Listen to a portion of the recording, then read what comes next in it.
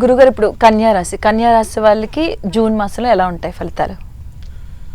కన్యరాశి వారికి పరిస్థితి ఉత్తర నక్షత్రం 2, 3, 4 పాదాలు, హస్త నక్షత్రం 4 పాదాలు, చిత్త నక్షత్రం 2 పాదాలు కన్యరాశి. ఈ కన్యరాశి యొక్క గ్రహస్థితి చూసినట్టయితే ముఖ్యంగా మనము కన్యరాశికి కేతు ఇప్పటివరకు కూడా జన్మస్థ సంచారం చేస్తూ గత మాసంలో అంటే మే మాసంలో వీరికి కేతు ముందరికి వెళ్ళాడు, రాహువు కూడా 6లోకి వచ్చాడు. అంటే కన్యరాశి వారికి జూన్ మాసంలో రాహు వల్ల యోగప్రదంగా ఉంది.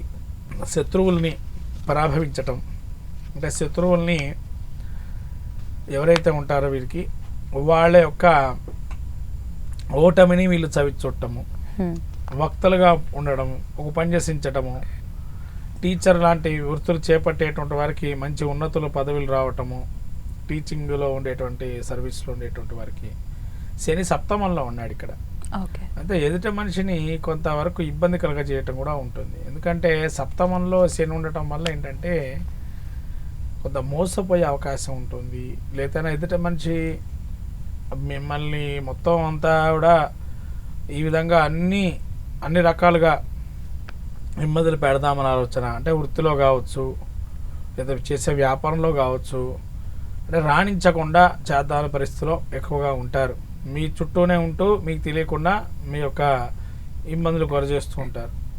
అష్టమంలో శుక్రుడు ఉన్నాడు. అష్టమంలో శుక్రుడు కొంతవరకు ధనాదాయాన్ని పొందుతాడు, కొద్దిగా మ్యాగ్నెట్ లాంటి పవర్స్ ఇస్తాడు ఉన్నట్టుండి. అప్పటి వరకు కూడా కొంత నిస్తేజంగా ఉండేటువంటి వారికి ఒక తేజం అనేది ఏర్పడే అవకాశం ఉంటుంది. అట్లా రవి కూడా వీరికి యోగదాయకంగా ఉంటుంది. ఈ యొక్క 9లో ఉండటం వల్ల కొంత మంచి ఫలితాలు వస్తాయి. 10లో రావటం వల్ల ఇంకా మంచి అధికార దర్పము, ఎక్కడికి వెళ్తే గుర్తింపు రావటము, వీళ్ళ వల్ల కొద్దిగా మంచి ఫలితాలు రావటము.